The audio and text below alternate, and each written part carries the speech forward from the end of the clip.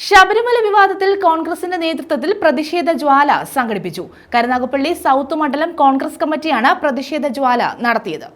ശബരിമലയിലെ സ്വർണ്ണപ്പാളി വിവാദവുമായി ബന്ധപ്പെട്ടാണ് കരുനാഗപ്പള്ളിയിൽ കോൺഗ്രസിന്റെ നേതൃത്വത്തിൽ പ്രതിഷേധ ജ്വാല സംഘടിപ്പിച്ചത്.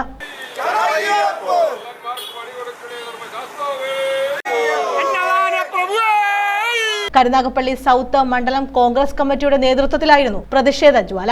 KPCC സെക്രട്ടറി ആർ രാജശേഖരൻ ഉദ്ഘാടനം ചെയ്തു. സംസ്ഥാനം ഭരിക്കുന്ന പിണറായി സർക്കാർ ജനങ്ങളെ കൊള്ളയടിച്ചതിന് പിന്നാലെ ശബരിമല അയ്യപ്പനെ വരെ കൊള്ളയടിക്കുകയാണെന്ന് അദ്ദേഹം ആരോപിച്ചു. ശബരിമലയുടെ വിശ്വാസ്യത കളങ്കപ്പെടുത്തുവാൻ വേണ്ടി ബോധപൂർവമായ ശ്രമങ്ങൾ കഴിഞ്ഞ കുറെ കാലങ്ങളായി നമ്മുടെ സംസ്ഥാനത്ത് നടക്കുന്നു എന്നുള്ള സത്യമാണ്.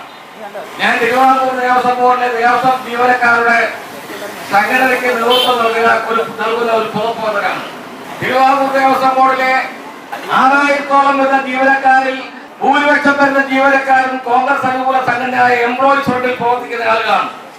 കർഷക കോൺഗ്രസ് സംസ്ഥാന ജനറൽ സെക്രട്ടറി മുനമ്പത്ത് ശിഹാബ് മുഖ്യപ്രഭാഷണം നടത്തി. കോൺഗ്രസ് മണ്ഡലം പ്രസിഡന്റ് സുരേഷ് പനക്കുളങ്ങര അധ്യക്ഷത വഹിച്ചു. Joy Varghese, Subhash Bose, Munambath Gafoor, Ramesh Babu, Mohandas, Ali, Simlal, PV Babu, Jayadevan, Beena, Johnson, VK Rajendran തുടങ്ങിയവർ പങ്കെടുത്തു. News bureau, Karunagappally.